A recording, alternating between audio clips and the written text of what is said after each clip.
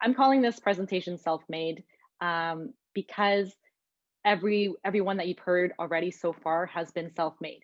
They found a way to stay authentic in themselves and create a name for themselves, create income for themselves. So I'm really going to be talking about that journey in today's keynote. So let me go to our next slide.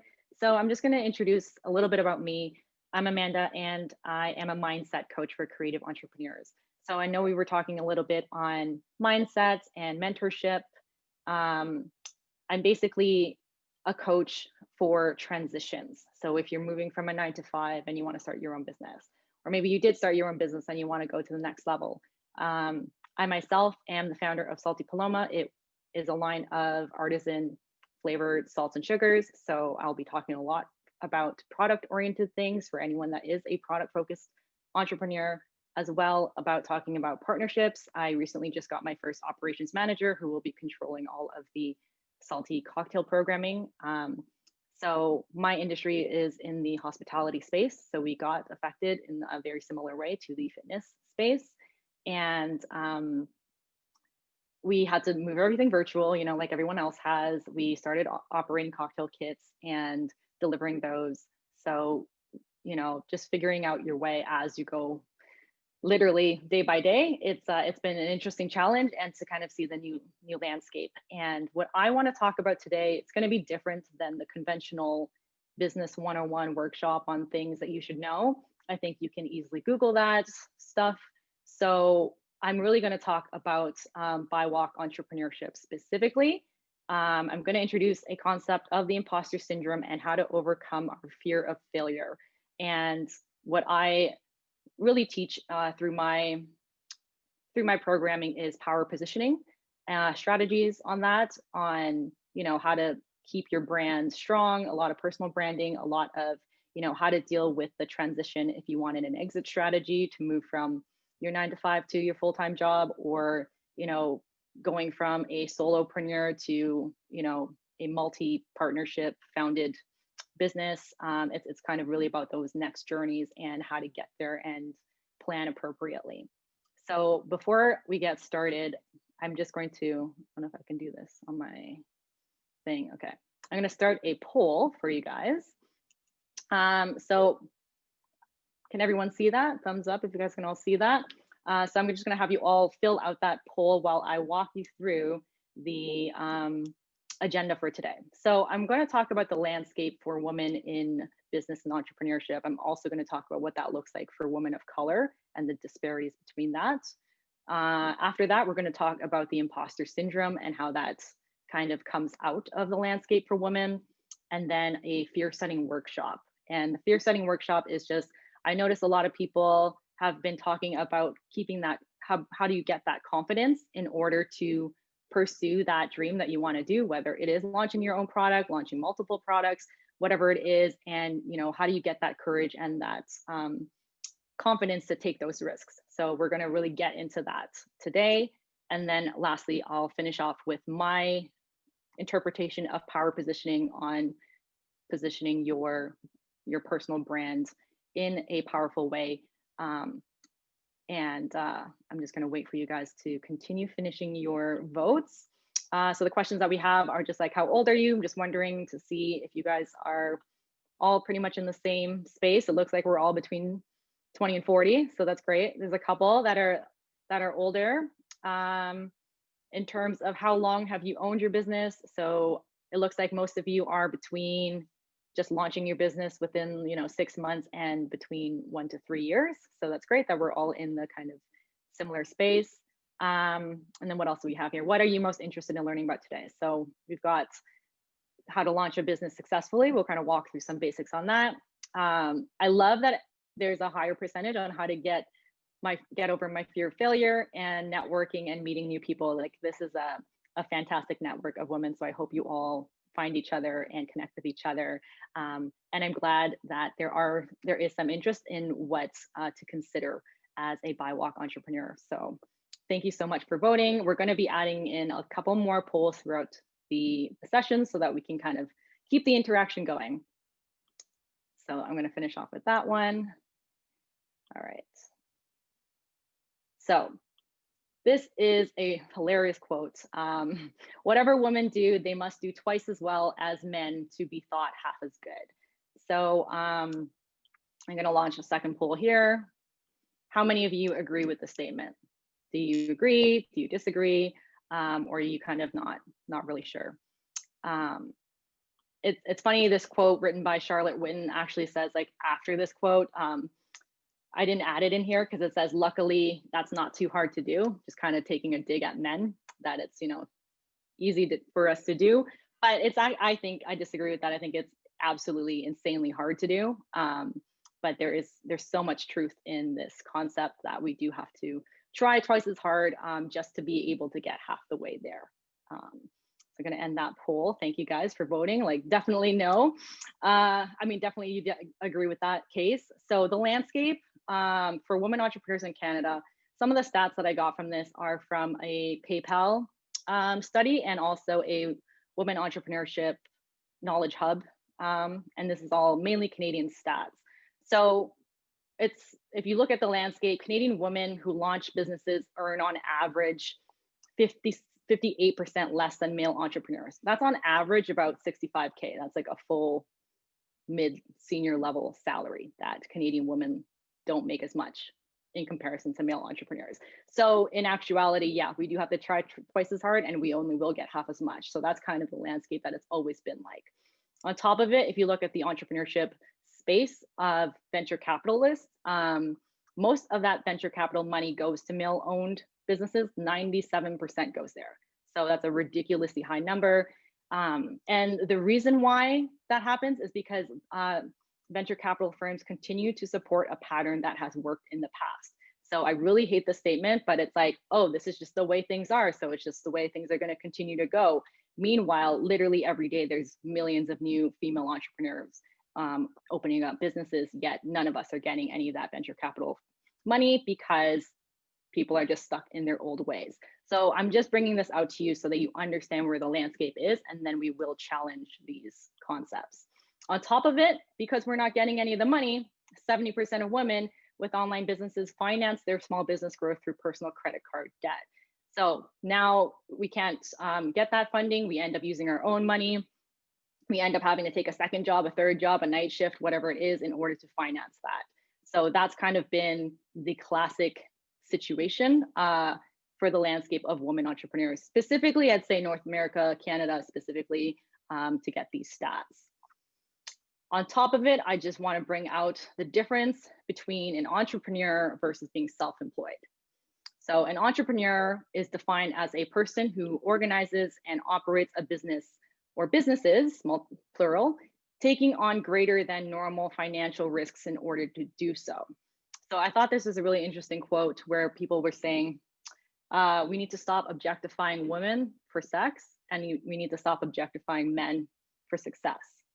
So, I've kind of put in a note here of male, in quotation, success, in terms of like, men are typically the one that have the money to take the greater risks because the money is given to them, right? So an entrepreneur is someone who takes these financial risks, and it's a very male versus female led conversation. On the right side, when you look at self-employed, it's about working for oneself as a freelancer or the owner of a business rather than for an employer. And there are some levels of systemic racism here for women of color, because although there is a higher number of women of color small businesses, it's because they're solopreneurship businesses. And most of the time, it's because they can't actually get a real job, like a real salary job. That's why they end up being self-employed. That's why they end up doing freelancing stuff. So the idea is to shift from the self-employment space to the entrepreneurship space, and getting that funding and that understanding of finances so that you can take those financial risks and really grow your money into the next level. So that's the conversation of entrepreneurship and self-employed. I really think it's important to note the difference, because just working for yourself is just an aspect of being a freelancer or being self-employed, versus an entrepreneurship is, getting incorporated and having a team and, the financial risks that are involved in that. And that is normally a male dominated space, unfortunately, based on how the system has been working so far. So now that we kind of know what the landscape is, I just want to outline the three main challenges that happen with us. So money obviously is the biggest challenge. Male founders, because of this, are more bold. They tend to overpitch and oversell. You always hear guys in the boardroom just speaking louder. And because of this, women are not getting the money already. So they're just going to ask for less or just not even ask at all. So that's one thing to consider if you are looking for funding and you're feeling shy about it. Like, it's not just you that feels that way. Like, we were born into feeling less than, because that's just always the way things have been. Similarly is knowledge. You know, often investors ask men the technical questions because they assume women don't have the knowledge to answer for them. So if you are in a business partnership with a male founder, usually the investors will ask him over you, assuming that you just don't know the answers, that you're just like the administrative role or anything like that. So know everything that you want to talk about and make sure you command the room, because otherwise you're going to continue the status quo of everyone always asking the men instead of you. And this is kind of like the third case scenario. Based on all of those aspects, our confidence seems to lower because no one's asking us the real questions. They're just asking us admin questions. They're also not giving us that opportunity to ask for money. So our confidence has diminished. And that is why confidence has always been a struggle for women that are trying to build themselves. And one of the main things that I notice is that women tend to create businesses for themselves because it's what they have experience in. So, you know, maybe you've been working in one field forever, and like maybe I'm working in beauty forever, and then I find this amazing solution with coconut oil and I feel really confident about talking about it, so I make a business about that. Men don't do that. They make businesses over things that they don't know about. They just think, oh, this is opportunistic. I have money. I'm going to take the financial risk, and then I'm going to go find another expert to fulfill that for me. Women, like, because they have to put in all of their money, they have to take all these extra jobs, they have to put in literally everything they've got, they have to know like 110% that this is going to work, right? So realizing that that's always been the case, understand that it's not just you. It's not, you know, don't blame yourself for not, or don't beat up yourself about not feeling confident enough. That's basically just kind of how the landscape has been set for us. This is just a quote to connect with Michelle Obama. She says, "The road ahead is not going to be easy. It never is, especially for folks like you and me. Because while we've come so far, the truth is that those age-old problems are stubborn and they haven't fully gone away. So even though we've been making a lot of movements, it's still, you know, there's still a lot to go. So there will be times when you feel like folks look right past you, or they see just a fraction of who you really are." So I'm starting off with a negative, don't worry. I'm going to be moving on to some positives here, but this is just to set the landscape to realize that these hardships are for all of us and they're going to be here for a while. So it's really just understanding that it's not just you, it's not your fault, and we have to do this together. We all have to be the ones speaking up. We all have to be starting to ask for what we deserve, start asking for the money, you know, stop letting the men talk over us, you know, take control over your own knowledge of the technical aspects of anything in your business and be confident to own up to it. So lastly, I want to close up on this, the landscape on the digital space as an equal playing field. So a lot of my experience before getting into coaching and with my product at Salty Paloma, my background was in digital marketing and content marketing. So I think that e-commerce is an equal playing field. And here are some numbers, again, from PayPal. Women entrepreneurs that are using e-commerce tools report earning 75% more revenue than their female peers who do not sell online. So when it's online, no one can see your gender. No one can see your age. No one can see where you're from, right? So this is really the equal playing field. Like 83% of women entrepreneurs are less than 55 years old. So age isn't a factor, you know, where you in typical brick and mortar, like usually it's all owned by men because they all own the real estate for all the places that businesses are owned, right? Another thing is that women-owned online businesses operating with a line of credit or anything that they got for themselves are actually doubling their revenue without any additional types of financing. Because think of it like you have to use your own credit card debt or personal loans or whatever. You took 2 extra jobs, you're putting everything in there. So if you're going to gamble all of that, you better be successful in that. Versus with men, money's been given to them. So they have that privilege of money's been given to them, so they can take greater risks, but they don't feel so bad if they didn't make it. So that's why there's a lot of failed businesses in totality when they say kind of like half of the businesses that begin kind of don't succeed in the first 3 years. It's because if it's a male dominated space, they don't really care that much. They're just going to find funding again and then try and try and try again. Whereas in women, we don't have that luxury to play around. So that's just a little bit more of an uplifting scenario based on the landscape that with e-commerce specifically, and a slight positive to the pandemic situation where everything is virtual, everything is online. You can learn how to do everything online. It's an equal playing field, or at least more equalized than the typical brick and mortar kind of on the ground level. So that's the landscape generally. I'm going to now move on to the imposter syndrome. So I'm going to send another poll here to see if you have heard of the imposter syndrome. So we've got some yeses, some nos.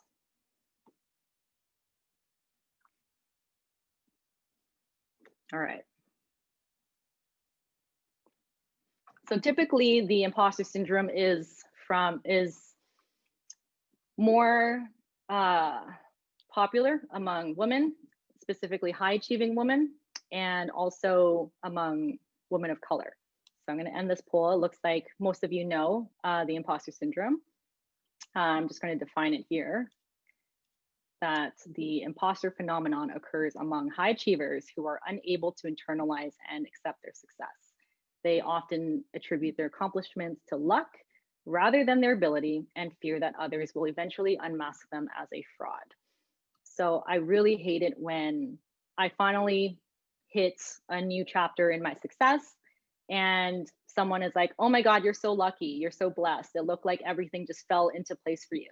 And it's like, no, I worked my ass off to get here and I should be credited the way that I deserve. It's not about luck. It's not like, oh, things just fell into me. I just didn't talk about all of the many failures that I went through to get to where I am.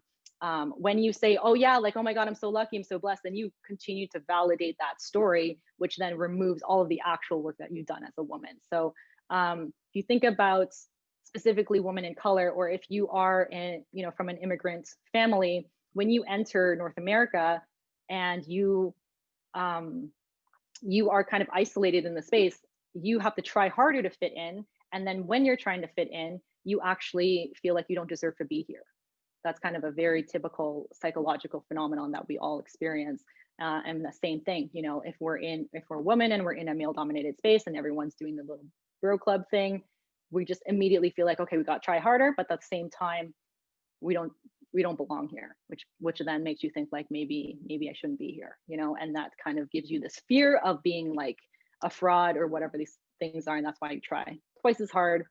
And also at the same time, beat yourself down. So it's kind of like one step up and one step ahead brings you 2 steps back. So I'm going to bring in 5 different types of imposters. And then I'm going to ask you guys which one you most relate to. So the first one is the perfectionist. Whoop, let's go backwards. The first one is the perfectionist. Like, if you're a control freak, you always want to do it yourself. If you don't want to delegate to someone else, because you might as well just do it yourself. It's faster for you to do it yourself. How many people do that, right? You always think that it could be done better. So you're never happy with anything, right? That's the typical perfectionist type. The superwoman has to always be busy. You're a workaholic, and you don't feel like you deserve the title that you have. You got to prove yourself. You always got to prove yourself. And this one is really dangerous because the validation comes from working, not from the work itself. So you're counting hour after hour after hour as validation for you actually working rather than completing the thing that you are aimed to do, right? So that's really the complication of the busyness problem that we women suffer from, I think, a lot. The other one, this is one that I suffer from a lot, the natural genius. Coming from an Asian upbringing, like we just always have to be the best. Like I remember competing on math quizzes with my brother when I was 8. So you just have to nail everything immediately. This makes me really afraid to start anything new. And you judge your competence based on like how fast you can do it or how easily it comes to you versus actually trying to do it. So there were a couple studies where they would go to schools and they would split their class into 2 groups. And one group, they'll give them a test and then say, "Oh, you guys are so smart. You did so well on this test." And the other group, they would say, "Oh, you did so well on this test. You must have tried really hard." So whenever they did those tests, they gave them a hard test to both of those groups. And the ones that were praised for being very smart, none of them could complete the harder test. And the second group that was appreciated for their efforts actually did try harder to complete those tasks. So by saying, "Oh, you're so great," or "You're so smart," or anything like that to kids actually hinders their development and their growth because they think that that everything does come easy. And then when you finally grow up and stuff doesn't come easy, you suddenly think that there's something wrong with you. The fourth one is the soloist. So that is kind of like, I got to do everything myself. And this kind of goes into the whole funny part of self-made. Like you have to do it by yourself. No one else can help you. You don't want to accept help. And I feel like this comes out also from the problems of us not getting funding. You're just kind of like, screw everybody, I'm just going to go find my own way.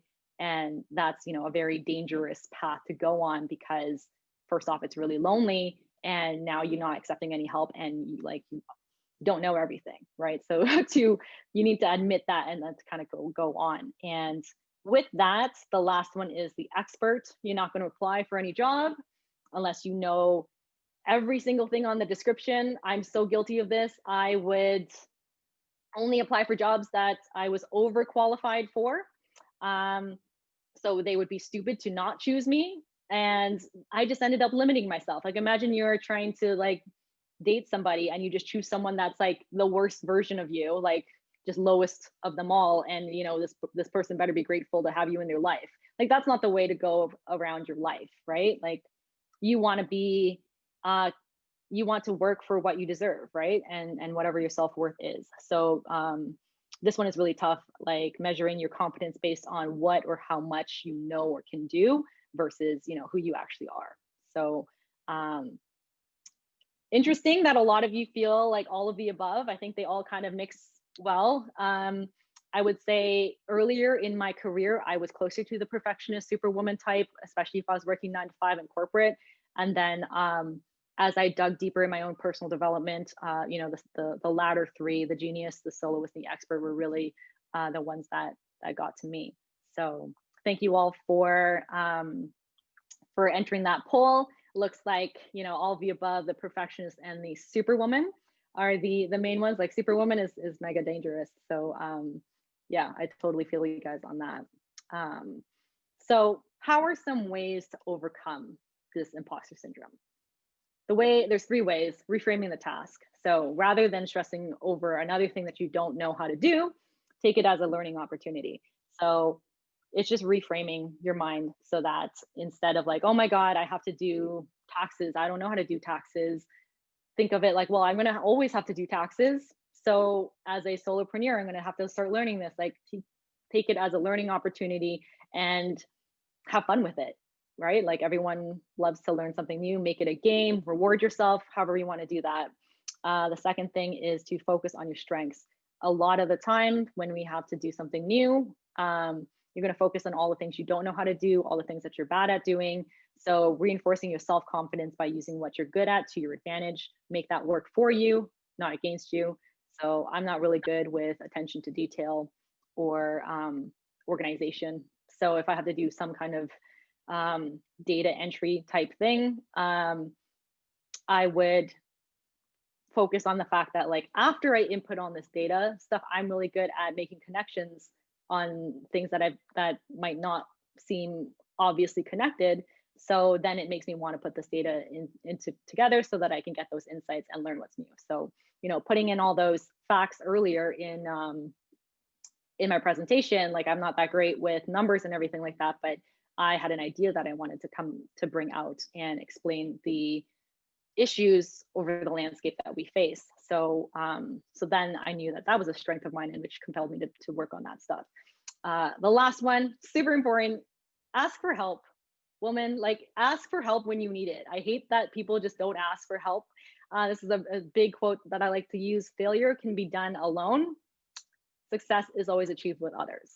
So grow together is kind of the main thing. And as a business coach, like I think that is the most important thing for me, like even getting my own business coach to keep me aligned, asking for help, getting that mentorship like we were talking about before, finding people in either similar spaces as you or in different spaces as you to get different perspectives has been just completely life-changing. It will accelerate your learning, and on top of it, you can find other people together.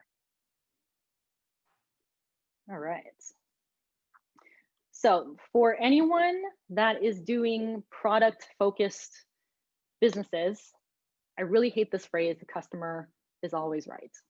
So how many of you hate this statement, the customer is always right? That like, I hate the customer is always right, especially coming from a world of hospitality where the customer can easily complain about anything, saying, oh, this dish is cold, or I'm going to leave a bad review, or you're not going to get any tips. Like this is the worst space to be in hospitality, of the customer is always right. And once you move from just working in a space to actually being your own boss, you're the one that now has to answer to all of these questions. So if you imagine Karen, you know, can I speak to the manager? Now you're the manager. How are you going to answer the question? And I'll give you some examples. When we started opening up cocktail kits, you know, if you want delivery, there's a delivery charge. If you don't want delivery, you can do pickup, and that'll be free during the time zone that we're going to have the pickup available, right? I'll have people call me saying, oh, I didn't realize that I chose pickup instead of delivery. Well, that whose fault is that? It's not my fault that you chose the wrong tab when you checked out. Like if you go to Pizza and you order delivery or pickup and you did the wrong one, you show up and pick it up, or you just forget about the pizza, right? So it's not my problem. But you know, when you're a single business owner and you're an actual human, customers tend to want to talk to you as a human and say like, oh, well, is there any way you can suddenly deliver this to you? And it's like, no, I have other shit to do. Like there's no way that I'm going to randomly go back to the place that I said that the drop off is, and all these things. So that's something that happened. Another time is, you know, someone will buy something and say, oh, can you like add flowers to the kit? Or can you add like chocolates to the kit? Are you going to go down to the sushi restaurant and ask them to add a box of chocolates to the sushi, to your dish? No, like it's not what they do. So realize this is what you do, this is what you don't do. Make it clear. Don't say yes, because once you start doing that, you're going to end up collecting all of these additional problems for yourself. And you know, you really have to stay true to yourself. So this is one quote that I've created for myself. Oh, hold on. And it's, entrepreneurs make decisions by fear of losing a customer's business, but there is no business if you lose yourself. So stay strong on your opinion on what you believe you deserve to give as an entrepreneur, because if this customer walks away from you because they wanted chocolates with their sushi order, then let them go find people that are going to do that. And you know, they're going to learn very quickly that sushi spots don't add chocolate boxes of chocolate, right? So the more you accept that, the more the wrong customer you're going to attract, right? So just remember to really stay strong on being an entrepreneur. Means saying no a lot of the time to weird customer requests, regardless of if they want to threaten you without paying or without with giving you a bad review or any of that stuff. Like stay true to yourself. I learned that the hard way. You know, there's been so many challenging times where I wanted to please the customer every single time for the sake of my job, for the sake of my reputation. But once again, there is no business if you lose yourself. So we're going to move into our fear setting workshop. I'm going to open this up to, whoops, I don't know if I can, where's my chat? Okay, so I'm going to move on to the chat. Can you throw in the chat box things that you are afraid of? So that could be fear of failure, fear of like judgment, fear of, you know, whatever you guys think is you guys are afraid of. Just like dump it down in the chat box so that we can kind of use some of those options for this exercise. So I'm going to leave you guys to throw some of those in. Fear of success, okay, competition, a bad product review, okay. These are awesome. All right. So I want you to define what if I did something. So choose a thing that you're going to do. What if I started my own business? Okay. I'm going to say, what if I, as an example, what if I started Salty Paloma? So I started Salty Paloma 3 years ago. I started making artisan flavored salts. Okay. So worst case scenarios that happen. Okay. Worst case scenarios, COVID happens. Worst case scenario, I fail. I'm disappointed. Customers are disappointed. I get into debt. I don't live up to my expectations. Legal action happens. There's bad product reviews. I'm being burnt out. Okay. So write all of those down in the first column, defining what the worst case scenario is. Okay. So I'm going to do this with my business. What if I start Salty Paloma? I get sued because someone chokes and dies on my salts. I don't make enough money because nobody buys my salts. COVID happens and nobody goes to the bars. That happens, you know. Fear of not living to my expectations. You know, I wanted an empire. I wanted to open up my own salt shop and that couldn't happen. Disappointment, customer, like I've got 1-star reviews. Someone suing me for bad salts. Okay, so I just write all of those down. Whichever one that is your version of that, put that down in your definition. Prevent is going to be the next one. How would you prevent from each of those lists, prevent that from happening? So disappointing a customer, right? How would you prevent disappointing a customer? Better communication, outlining the value that they get, getting sued for something. How would you avoid that? Terms and conditions on your website.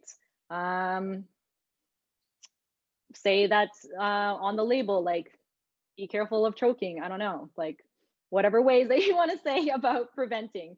Not making enough money. How do you prevent that? Add more things to your business. So with, on top of the salts, we added cocktail classes to enforce, to increase trial so that people would try the products more. So we started cocktail classes. That's a new revenue stream. There we go. So that's a way to prevent this thing from happening. Getting into too much debt. Choose a budget, right? That's going to help you prevent, you know, create a fundraiser, you know, any of those things. For example, COVID happens, right? I didn't know that was going to happen. How do you prevent that from happening? Make sure that you're, you know, in a safe place, right? How do you prevent failing? It's a big one, right? How do I prevent failing? Make sure that I know how much I spent to open up my shop, and this is how much I'm going to need to break even. That's a way to prevent it, right? And if I fail, like maybe I can give myself a 3-month time frame or a year and say within this year I'm going to try, and I'll be happy with losing X amount of money that you already have, and then you're going to take, you know, 5 different jobs to make up for that if you fail. You know, however you want to explain that to yourself. Disappointment. How do you prevent that? Enjoy it. In like, I get to name my own products. You know, find a way to find joy so that you aren't disappointed, right? So that would be a way to prevent that. Now, On the third side, we're going to do repair. So we're going to write down what actions you could take to repair if this did happen. So COVID did happen. What is our repair strategy now? What are we going to do instead? We're going to move to virtual classes. We're going to move to delivery options and new product options. Getting into debt. How would you repair that? Get another job, right? You're getting sued for something. How do you repair that? Get some legal counsel, you know? Now it just feels more logical, right? It's not actually scary once you start saying it, you know, per issue that you have, right? Disappointing a customer, how do you repair that? Offer them a discount code for the next time they come. Say, is there any feedback you can tell me, and I would like to help improve my business, and make them involved in the repair, right? Fear of not being good enough, how would you repair that? Like, figure out what you personally would be happy to put your name on, right? Not making enough money, right? So find additional jobs. That's how you're going to repair that, right? You kind of see where we're going here in terms of like defining it, ways to prevent it, and ways to repair, right? I would say like literally write 20 different things for what if I ... whichever thing you want to do. You can do this with multiple different tasks, but it's just a really easy way to just be like, breathe. It's not that serious. Actually, the more you think of it, you know, you don't even have a lot of things to be afraid of. The worst case scenario can be prevented, and if not, can be repaired after the fact. So we're going to move on to the next thing, which is what might be the benefits of an attempt or partial success. So now we're going to list all of the good.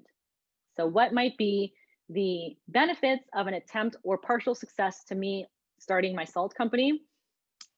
I have a salt company. I got to make salt. I have an inventory. I have a brand. I get to partner with people. I get to play with cocktails. I get to do all of these things that I did not get the chance to do if I did not have the salt brand, right? So whatever it is that you are attempting to do, think of any benefits of what that attempt is.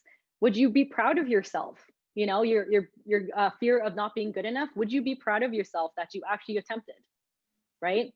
Bad product reviews, you know, would you not be happy that you at least know maybe your product sucks, you can try again, you can do something else, right? So even doing it, what are the potential benefits or partial success of doing that, right? Fear of customer disappointment. Okay, well, now I know what they want and I can make a better product in the future. You know, a benefit could be improvements.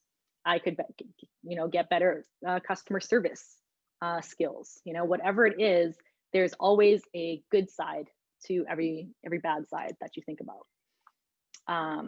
The last thing we're going to go to is, oh, this went too far. The cost of inaction. So this one is huge. What is the cost of not doing this for you emotionally, financially, or physically? Okay, so I'm going to put this back to me starting my company. If I didn't start it over 6 months' time, how do I feel about it? Too bad, you know, I guess it's still on my mind. It's still clouding my mind. I keep thinking about it. I didn't start, you know, whatever your feelings are, 6 months. You go in a year, maybe someone started a version of Salty Paloma. Someone started it, you know, and I had no idea that that person was going to start it. Cool. Now someone started my idea. That really sucks. 3 years in, multiple other competitors have started that idea that I had. Okay, stop it. There's no way to enter, right?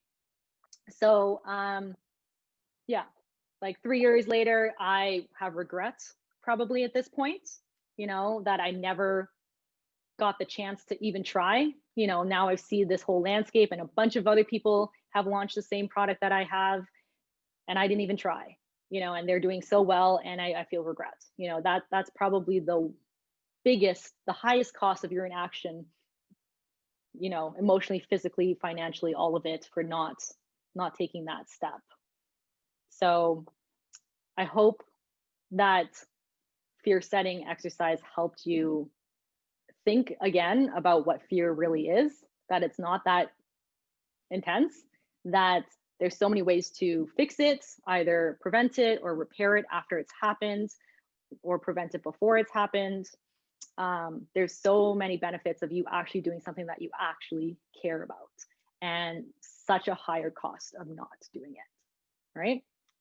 So that is how I would tackle fear. Let me know in the chat what you guys think of this exercise. You can do this literally for any task at all. You know, what if I, you know, took a class at Unchained? What if I did that? You know, how would I feel about that? You know, what are the potential worst case scenarios of that? Not a lot of worst case scenarios, right? But there is a big cost of inaction of not doing that, right? So anything that you want to put, like however minuscule it is, that you have an idea of that you want, try the fear tactic and let me know in the chat what you guys think, regardless of any of the, whatever the task is that you want to put there. The next thing I'm going to talk about is the Jonah complex. So I'm going to put another poll up here.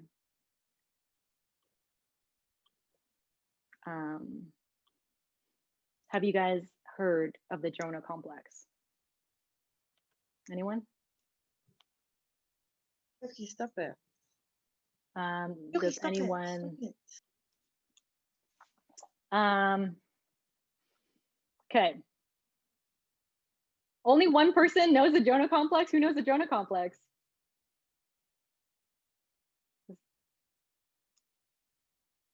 Whoever said that they do know the Jonah complex. Like Jonah Hill? No. Okay, so so like the book of Jonah. Okay, so the book of Jonah is a biblical reference. Okay, I think there's a Disney movie about this actually. So, oh crap, let me go back one more slide. So the Jonah complex, or I'll tell you guys a story. Basically, Jonah was told by God to go to this village and tell them about the ways of God, you know, typical biblical story. And this village lives in chaos. So they don't know right from wrong, good from bad. They're just living in chaos. And Jonah's like, no way, I'm not going to that weird village to tell them about the ways of God. They're just gonna like bite my head off because they don't know anything. Like I'm not touching that. So Jonah just pieces out. He goes on the sea, right? And he goes on this boat. And on this boat, there's a bunch of people on the boat. And again, these people are all in chaos. And they're just like, there's a storm on the boat, like everything's freaking out on the boat. We don't know what's happening. So let's just try some stuff. Let's just throw random stuff off the boat. And Jonah's just like, oh my God, I'm sorry guys, like I'm the problem. So he jumps off the boat.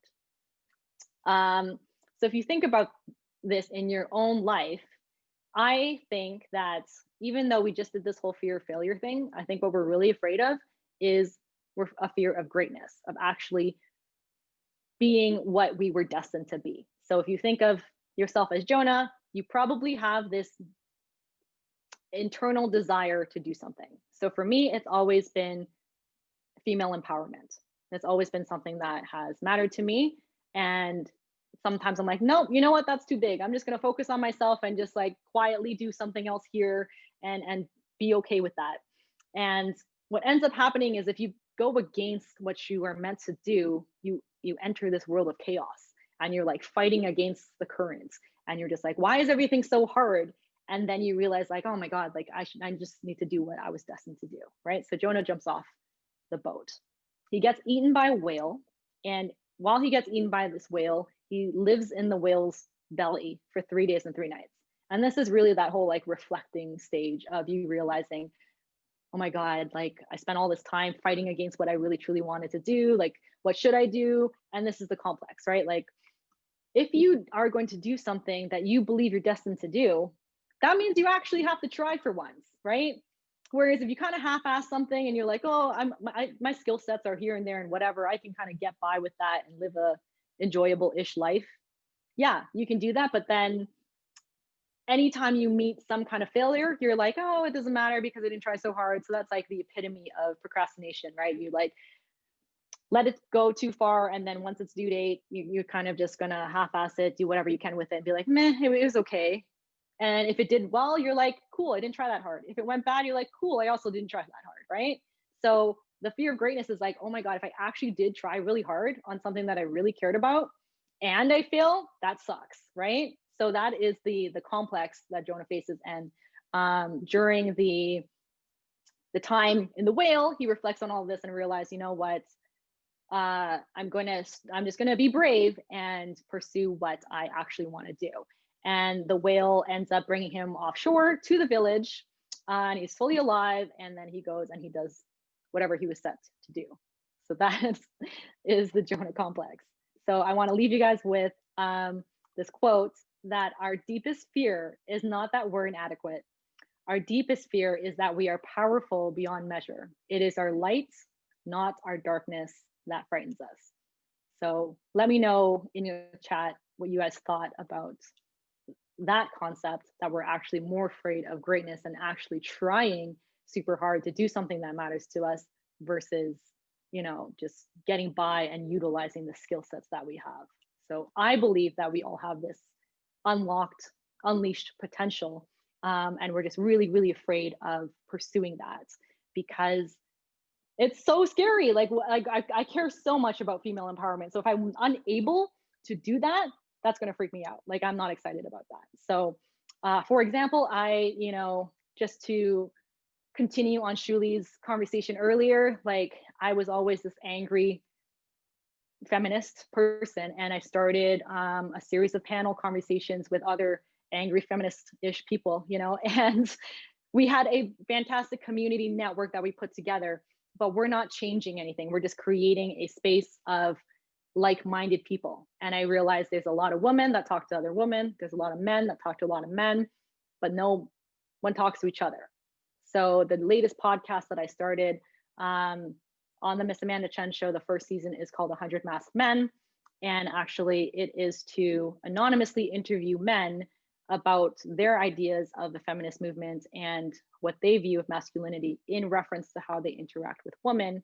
And honestly, I didn't want to do this because I don't like talking to men about feminism, which is why I never did, you know, and I know that they don't want to talk to me about it because I'll bite their head off. So, you know, taking down my ego and all of the traumas that I'm dealing with, I don't want to give them more power that I just took, giving it back to them.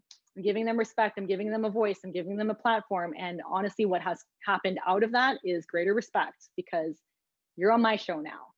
And, you know, we're going to be talking about hard stuff, but now that I'm allowing you a voice, you got to allow me a voice, right? So, you know, I believe that we are bigger than what we think we are. So I hope that was motivating for you guys, because that has been the biggest learning for me, and realizing that there's far greater potential in yourself than you actually believe. Okay, so let's get into a little bit more of a practical thing. We're going to talk a little bit about positioning. So my last poll for you is to answer, what do you do? Do you own a product? Do you own a service? Do you work for a company that sells a product? Do you work for a company that sells a service? Are you unemployed? Are you still in school? Or just other, you know, I just wanted to see where you guys are at in terms of the types of work that you do. Okay, so majority of us own a product or service. So that's great.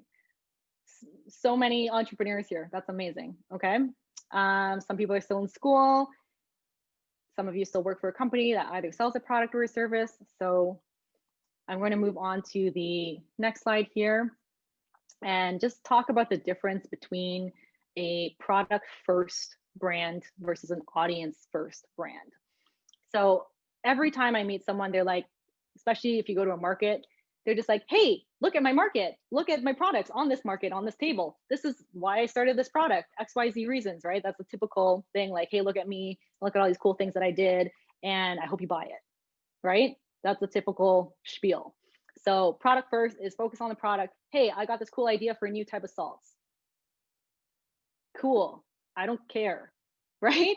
Why do I care about you and your new type of salts, right? Like, you can only go so far. And people that begin their enterprise by saying, hey, check out this cool idea that I created, only your friends and external network are going to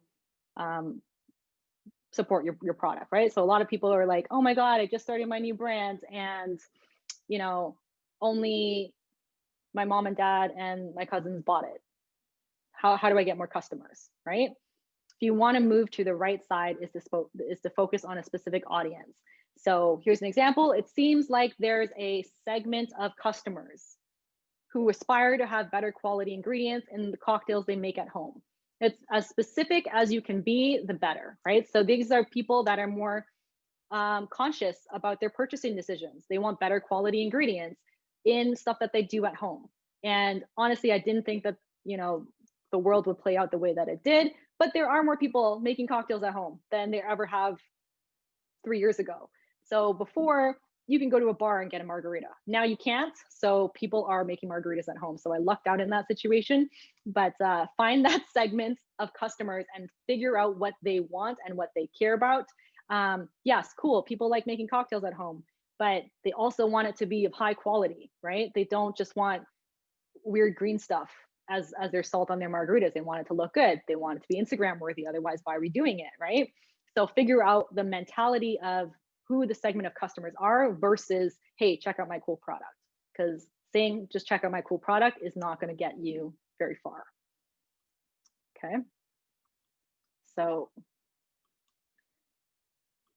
I love this quote. If you know Seth Godin, he is a great marketing thought leader. If you want to get any books from Seth Godin, he's great on marketing and personal branding. So he says, you don't find customers for your products, you find products for your customers. So anytime I talk to a new business owner and they say, how do I get more customers to buy my products? Do I do more Facebook advertising? Do I pay for some PR? Do I whatever, right? And you always think of like, how do I advertise? How do I advertise? And you think of all of those stupid commercials on the radio, right? For like landscaping or random stuff, you know, who's buying that? You know, like just shouting it out there is not going to get customers to buy your products. You find products for your customers. So again, if you figure out what you truly want, and everything that I do is about female empowerment. So if my customers are empowered females, the products I make have to be for them, right? So if you're an empowered female and you want to host an awesome dinner party, I'm going to give you products in order to do so. If you're an empowered female and you want to learn stuff, I'm going to give you products, which include cocktail classes or whatever, to educate you so that you feel more empowered. You know, like that's how you should flip the script, to realize that you find those products to suit the customers by finding the customer first. It's not about getting customers for the products you have made. Okay. So the law of contraction is the biggest, one of the best laws that I like to follow. If you don't have this book, it's called The 22 Immutable Laws of Branding. It tells you everything about branding if you're interested in getting more of an understanding of branding, especially if you are a product-focused entrepreneur. According to the law of contraction, a brand becomes stronger when you narrow its focus. So I hate hearing it when people say, oh, I just have one flavor of cupcakes. Should I launch like 20 flavors plus cakes plus muffins plus brownies plus like whatever, so that I can attract more people? The brand is stronger when it only is for one thing. So if you think of maybe you hurt yourself, you hurt your knee and you need knee surgery. Are you going to get a knee surgeon who only does surgery on knees, or are you going to get a general physician doctor guy? You're going to choose the expert that knows how to fix knees, because that's the one problem that you have, right? That's what the law of contraction is about. So Subway. If you want submarines, you go to Subway. If you want burgers, you go to a different spot, right? So you need to be crystal clear on what it is that you offer, and the more narrow it is, the better, so that it's super clear. There is no confusion. Subway makes subs, does not make burgers. You know what I mean? So that way you know exactly what to expect. It has to be very extremely obvious. So here are some reasons why they might say no. You know, it needs to be stupidly obvious. If they can't differentiate you from something else, then there's something wrong with your positioning. So let's go back to the market scenario. Someone walks by your booth. They still don't get what you do. What do you do? If you say, I make cupcakes, okay. What about them? Are they homemade cupcakes? Are they vegan cupcakes? Like, what do you do? Why do you do it? Right? Like there's not enough of an explanation if you just say, here are all the cupcakes on the platter, like you need to explain what you actually do. And then because of that, they probably think you're just not for them for whatever reason. I'm not a cupcake lover, so I don't know what you do and why this isn't for me. So this is why people probably say no to you. They also don't understand the value you give. Like, well, what's the point of eating cupcakes? I don't know. Like, you didn't give me a reason to value your cupcakes or even having cupcakes, right? On top of it, they don't believe you can deliver on the value that you say you can, right? So you can say, well, I give you healthy cupcakes. And it's like, well, no, you don't. Cupcakes are not healthy unless you prove to me that it is, right? Like, what is your argument to showcase that? And then last is, they think you're just like all the other solutions out there. Oh, you're just another cupcake brand. So I'll just go to the regular cupcake brand that I always been to, right? There's no reason to change my ways unless you give me like a proper solution for why. So these are the multitude of the main reasons I would see on why they're saying no to you. It's all about positioning and how you're explaining what it is. So again, back to my why, it's all about female empowerment. They don't get what you do. Like what I do is empower other female entrepreneurs, right? So all of my staff at my cocktail classes are all female bartenders, and we aim to change the space in hospitality that's generally male dominated, and there's a lot of sexual violence in that space, as we all know, with stereotypes and the bar scene. So yeah, that's a reason to invest with me. They think they're not for, like, you're not for them. We make cocktails that are accessible. We make it available for everyone at home. So yeah, I'm not giving this product to bartenders. I'm giving them to regular people at home. So if you're just a regular passerby, it's definitely for you. If you're like a professional bartender or training to be a professional bartender, this is not for you. And I'm happy to make those lines, right? And I think a lot of business owners are afraid of putting in those boundaries because you don't want to say no to the sale. But once again, there is no sale if you say no to yourself, right? Back to the value that you give, right? Like, what is it that matters, and again, back to empowerment. I am empowering you through knowledge, right? So I'm educating you about the craft of cocktails and, delivering on the value. We have virtual ways to do that. We have in-person ways to do that. We can give you kits. We can deliver the kits. We can give you recipes. Like, there's so many ways I can deliver on that value. And that's why they say yes. Once you figure out what that value is, and again, it has to be stupidly obvious what it is that you give. So I'm going to leave it with this. These are, 4 spaces of power positioning. You can take this with you. The first one is competitive alternatives. I know someone wrote earlier that their fear was competition. What would customers use if your product didn't exist? So, so Nora is one of my clients, and she's here today. She is innovating a totally new product for something that doesn't exist. So in those cases, if you create a product that never existed before, you're probably doing a weird hack job of something, right? So it's like, oh, I wish this could happen, but because it hasn't, I'm just going to like mold 2 or 3 things together. Everyone's done this before, right? Like, put a couple products together and be like, yeah, this is my weird hack job of something I wish it actually existed. And then eventually you see it come to fruition and someone actually creates it, right? So think of what customers actually would use if your product didn't exist, or like what kind of weird hack jobs they would do instead, and how time consuming would it be for them to do that.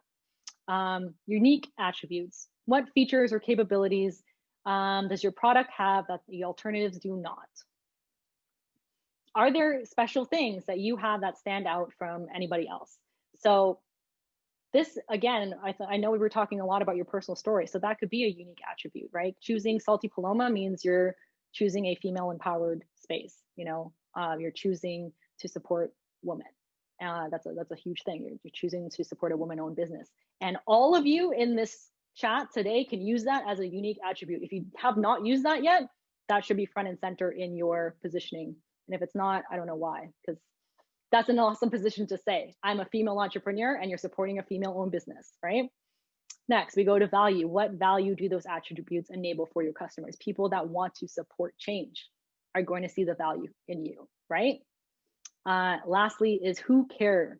Who cares a lot? You know, what are the characteristics of a customer that makes them care a lot about the value you deliver? People that care about change, people that care about female empowerment, people that believe in that are the ones that you're going to be talking to, right? So that's all just using one unique attribute.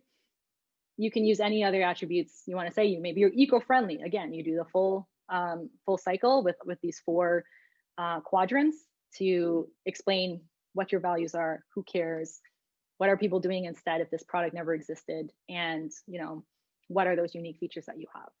So I hope that was valuable to you. I just want to close off with what it's like to work with an advisor. So having me as your right arm woman, I'll be working with you one-on-one to be the best version of yourself so you can show up and deliver consistently day after day. And within that program, I will act as a sounding board, tell you if your ideas are whack. You know, I'll tell you about the power of the positioning that you're using if you're not saying it correctly. I will address any derailing behavior if you're being overwhelmed, if you're freaking out about something, if you're making decisions for no reason. I'm going to call you out on that. Lastly is I'm going to develop high potentials or facilitate transition. So again, my main thing is in transition. If you want to take yourself to the next level, what are the potential avenues to do so? What is your exit strategy? How are you going to get to that transition and go through all of it so that you're ready and prepared to move on to the next chapter of your life? So with that, thank you so much. If you guys want to collect any questions, and Lily will facilitate a Q&A. If you want to find me, again, I'm at Miss Amanda Chen on Instagram or missamandachan.com. You can email me at missamandachan@gmail.com.